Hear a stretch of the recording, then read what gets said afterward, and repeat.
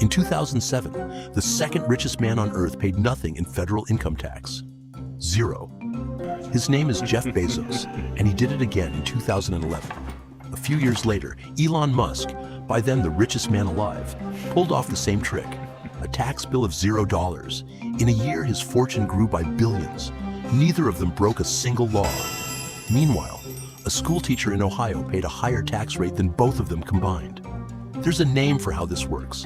It's 3 words long. It's taught in law schools, and once you see it, you can't unsee it on a single private jet ever again. Buy, borrow, die. And by the end of this video, you'll understand exactly how a billionaire turns a fortune into tax-free cash, and exactly who gets handed the bill instead. Here are the only numbers you really need. 25 people, $401 billion richer. Their tax rate, 3.4%. And a country $39 trillion in debt to cover the difference. Here's how that's allowed. When most people picture dodging taxes, they picture something illegal. A secret account in the Cayman Islands, a shell company with a fake name, a fugitive on the run. This is the opposite story. Nobody here is hiding. Nobody is running. The people we're about to talk about do all of this in broad daylight with a team of lawyers who will happily mail you the paperwork. Here's the thing you have to understand first, because the entire trick hangs on it. The United States does not tax what you're worth. It taxes what you earn. Your wealth, your house, your shares, your Bitcoin can balloon to the moon. And the government does not touch a cent of it until you do one specific thing: sell. The moment you sell, you realize the gain, and the tax bill wakes up. So the billionaire's entire strategy is built around one simple, almost stupid idea: just never sell. Here's how it actually works. 3 steps. The first one is the easy part: buy. You buy things that go up in value and you hold on to them. Company stock, real estate, entire businesses. As long as you don't sell, every dollar of growth is what the tax code politely calls an unrealized gain. Think of it like this. Say your house doubles in value this year. You are richer by a few $100,000 on paper. Do you owe the government tax on that? No, not until you actually sell the house and put the money in your pocket. Now take that same rule and scale it up to a man who owns $100 billion of stock he never plans to sell. His net worth can climb by $9 billion in a single year. More money than most towns will see in a lifetime. And on paper, for tax purposes, he didn't make a single cent. He just owned something that got more valuable. And you cannot tax more valuable. Not yet, anyway. So step 1 isn't really a trick at all. It's just patience. The fortune grows in the dark, completely silent, completely untaxed, waiting. Picture the conversation. An accountant, glasses, spreadsheet open, sits across from the boss. Sir, on paper, your net worth went up $9 billion this year. Fantastic. Did I sell anything? No. Then I didn't make anything, did I? Legally? No. You made nothing.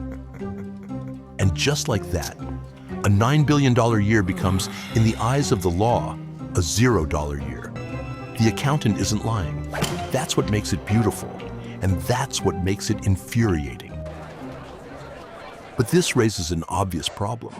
If he never sells anything, where does he get actual money? Yachts don't run on unrealized gains. The mansion staff want to be paid in dollars, not in company shares I promise are worth a lot. So how does a man with $100 billion and a tax bill of 0 actually buy a sandwich? This is step 2, and it's where it goes from clever to almost magical. He borrows. He walks into a bank, points at his enormous pile of stock, and the bank hands him cash, a loan, with the stock as collateral. The industry even has a tidy name for it: a securities-backed line of credit. Think of it as a credit card, where your spending limit is your entire stock portfolio, except the bill never really comes due, because you just keep borrowing against an asset that keeps growing. And here's the part that should make your eye twitch. A loan is not income. You didn't earn it. You borrowed it. You technically have to pay it back. So the government does not tax it at all. The billionaire just converted a giant untaxed fortune into millions of dollars of spendable, tax-free cash. And the only thing he had to do was sign an IOU. Now you might be thinking, okay, smart guy, but loans have interest. He still has to pay that back with interest, so he didn't get away with anything. Sit down, because this is where the math turns absurd. The interest on these loans for someone this rich is tiny, often just 2 or 3%, because the bank knows the collateral is rock solid. Meanwhile, the stock he borrowed against is growing 8, 10, 12% a year. So follow the bouncing ball. He's paying 2% to borrow money, while the thing he borrowed against earns him 10. The loan doesn't shrink his fortune. The fortune outruns the loan.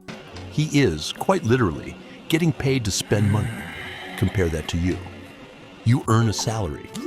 Before that paycheck even lands in your account, the government has already taken its cut.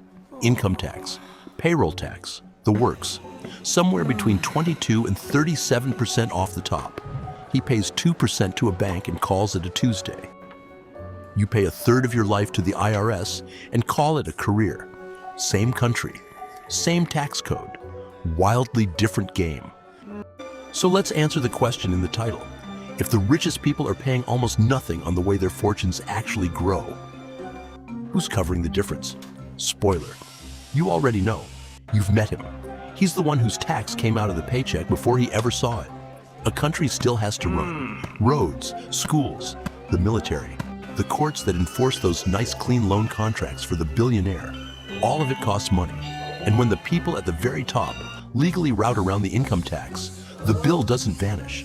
It just slides downhill onto the people who can't pay a lawyer to make their income disappear. The nurse, the electrician, the teacher in Ohio from the start of this video. Their wages are taxed the boring old-fashioned way. Every 2 weeks, no loopholes, no collateral, no line of credit.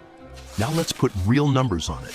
In 2021, journalists at ProPublica got hold of years of confidential IRS records for the richest Americans. Here's what they found. Between 2014 and 2018, the 25 wealthiest people in the country got $401 billion richer. The total federal income tax they paid on all of that growth, $13.6 billion. That's a true tax rate of 3.4%. Warren Buffett came out the lowest of all of them. His fortune grew by $24 billion, and measured this way, he paid a rate of 0.1%. Buffett himself once admitted in writing that he pays a lower rate than his own secretary. He wasn't bragging. He was complaining. And nothing changed. Now. And this is a comparison, not an accusation, because the whole point is that none of this is income the law can reach. If that $400 billion in growth had been taxed the way your paycheck is, it would have come to somewhere north of $90 billion instead of 13. Call the gap $80 billion over 5 years. So here's what $80 billion actually buys. You could give every public school kid in America, all 50 million of them, free breakfast and lunch every single school day for 2 years straight and still have billions sitting in your pocket. The country that keeps insisting it can't afford that watches the gap stroll out the front door perfectly legally every year. And here's the part that should make the whole thing land. While the wage earner covers the gap at the bottom, the country covers everything else the same way the billionaire does, by borrowing. Except it borrows from the rest of the planet. As of 2026, the US national debt is around $39 trillion. The money was always there. It just was never going to come from the people sitting at the very top. But there's still one loose end the billionaire hasn't tied off. The loans don't actually disappear. He's been borrowing for decades. The IOUs are piling up, and at some point the bank wants its money back. So, how does the story end without him ever selling a share and ever paying that tax? The answer is the third word. It's the dark one, and it's the whole reason this works. Step 3. Die. I told you it was dark. Here's the problem the loans create. Eventually the billionaire dies. Even billionaires lose that particular bet. And all those debts have to be settled out of his estate, which means the assets finally get handled, sold, transferred, passed down. And you would think, finally the tax man gets his decades of deferred capital gains. All that growth that was never taxed because he never sold. Now it has to be reckoned with, right? Wrong. This is the masterstroke, and it has a boring bureaucratic name, the stepped-up basis. When you die and pass an asset to your heirs, the tax code resets its value. Whatever the billionaire originally paid for that stock, $1 50 years ago, gets erased. The clock is set back to zero. The heirs inherit it as if they bought it brand new at today's price. So all the gain, the 50 years of growth that was never taxed once, is not just deferred anymore. It's gone, forgiven, wiped clean by death itself. Let me put it plainly. The tax bill on a lifetime of fortune doesn't get paid. It gets buried with him. The heirs take the assets, pay off the old loans, and walk away with a fortune the IRS will now treat as fresh and clean, ready to start the whole cycle over again. Buy, borrow, die, repeat, forever. Now at this point you are probably waiting for me to tell you the catch. The part where it's secretly a crime, where someone gets a knock on the door. There isn't one. That's the entire point of this video. Every single step is legal. Buy and hold. Legal. That's just investing. Borrow against your assets. Legal. Anyone with collateral can do it. The stepped-up basis at death. That's not a loophole somebody snuck in. It's written directly into the tax code, on purpose. The strategy even has an official academic name. It was spelled out by a law professor named Edward McCaffrey back in the 1990s, who called it exactly what it is: buy, borrow, die. To be fair, and this matters, not every wealthy person plays it this way. Plenty pay enormous tax bills. Some give the money away. And there are real limits and costs around the edges, like the estate tax, that complicate the very top end. But the core machine is real, it's legal, and it's available to anyone rich enough to never need to sell, which is a club of roughly you and almost nobody you know. Which brings us to right now, because this is not settled history.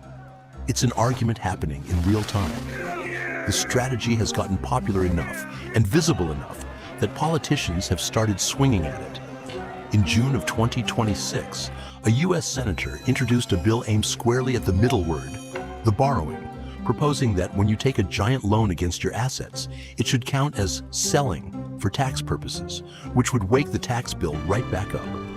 Around the same time, the governor of California called publicly for a national tax on billionaire wealth, describing the whole arrangement as a tax-free lifestyle loan.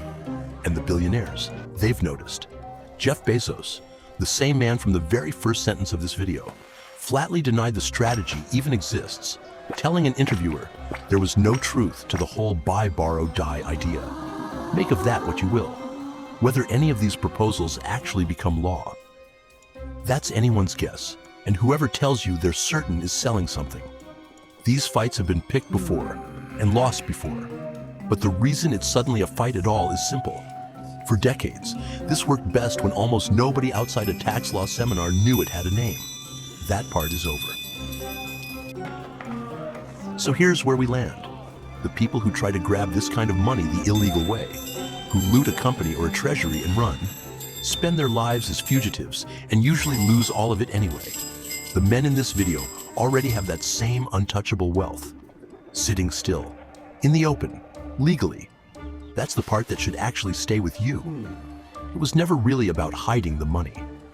The greatest trick was making the whole thing boring, giving it a dull name, writing it into the code, and letting it run in plain sight until "I didn't sell anything" became a complete sentence that ends a tax bill.